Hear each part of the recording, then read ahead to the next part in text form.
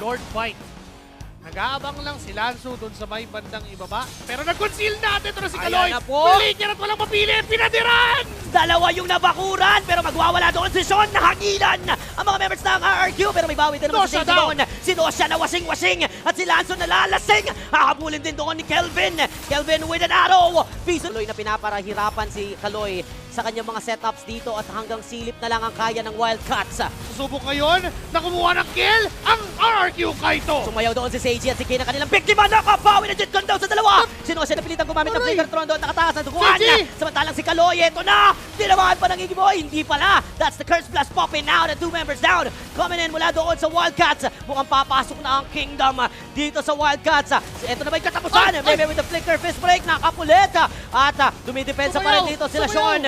Windstorm, Windblade para i-take 9 lights dito ang kanilang mga damage para lang mapatras sila first pero gigil si Wild One. Ito na naman si Kane, susubok sa may harapan. Si Kaloy nga lang inapuruan, Meme. Ang mapapas lang doon sa Windstorm and Kaloy will be taken away. Lanzo, nakasing-wasing doon mga kaibigan ni Kelvin at tatlo na naman ang didepensa sa Wildcats. Hindi pa ba nakakasipa? Hindi pa nakakasipa si Di Bert. ba yan ha? Pwede pa siyang kumombo ng isa dito. Wala nga lang siyang flicker na nagamit.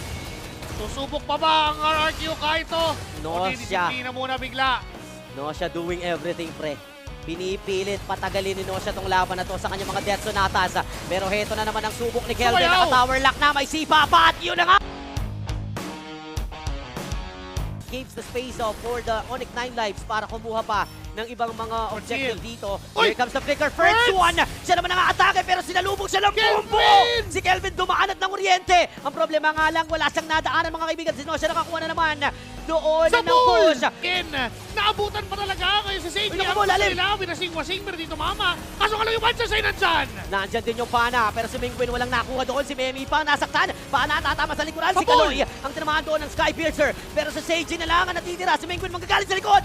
Tumama pa yung Pana niya kay Nosha. Wala minions! And they were able to defend. Here comes the One good follow-up. Nandiyan na yung conceal, nakita sila. May one shot na nagamit doon na magmumula kay Meme pero walang tinamaan. Ngayon susubok ang Wildcats na lumaban! Eto na dumami. Finally nakagamit ng split-split doon si Ferds at naipit sila doon kay Lanzo. Lanzo against everybody. Sinabay na rin yung Feather Walang Airstrike. airstrike. Pana hindi tumama. At napalayo, na-divide doon ang kupunan ng RRQ. Kaya Ginawa napunta po. na kay Nosha yung Lord pa. But eto na, lalaban. Lanzo buhay pa rin. Ang ating laban.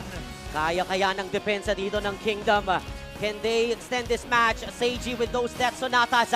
Clear naman ni Kelvin at ni Mengguin na doon sa may itaas. Birds. Dumami na si Birds para alingin ng konti. Ito, kupunan ng Ang Onyx sakit. 9 lives. Siya tumanggap ng damage pero buhay pa rin. Here comes Kaloy going inside. Tumama yung Pana sa kanya. Pero makakapasok ni Lord. Natunan na ito ni Seiji. Tumama na! Talabog sa loob. Si Ken.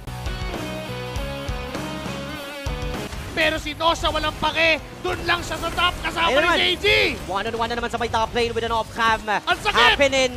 Nasaktan ng todo doon si Tinaman! Nosha pero babalikan Petrify. Windjan will be popping out. Kane tutulong na rin. May bakbakan din sa may gitna mga kaibigan pero nandun din yung Hilda ni First para tulungan etong si Seiji. Kaloy! Makakapasok po yung Kingdom. Base turret ang target. Si No! Denjiro nandun pa rin at parang kumukulong mantika yung damage ng kanyang Blood Ode. Eto na ba yung comeback ng Kingdom? Susubo! Naka-tower lock na Winter mga Crown! kaibigan. Winter Crown from Denjiro. Yung Lord natin kalahati pa yung buhay. Si Nosha napilitan na siyang umuwi, tumulong.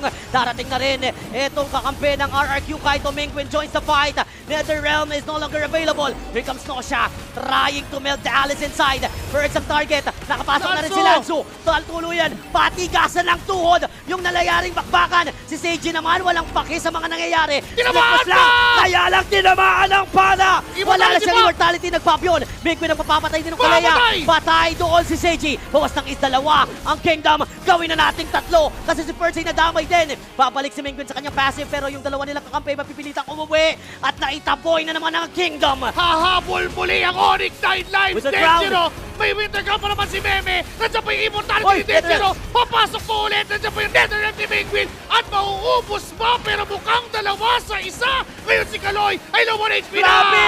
Ang kunat mo naman, Denjiro! Hindi pa rin siya mapatay. Si Meme ay inabutan sa likod. Si Sean ang madidisgrasya. Denjiro finally has been shot down by Kane. And here comes Mingwin. Ang kapitan na lang ang natira. Wala pa yung passive na pwede siyang mabuhay pa. Ay, Kane nabuhay! dives inside. Nabuhay pa rin si Mingwin. Walang minion na gagamitin dito. Ibo- End the game kung wala talagang tulong doon at napatay. Ito nga ang si Seiji. So far, Sean Uy, displacing the members. Naku! Nakuha si Kapitan Mingwin. Napagamit ng Buti na lang may Purify. Hindi pa siya gumamit ng Kane sa Netherrealm. likod! Pero napilitan siya gumamit ng Netherrealm. No siya with a boss.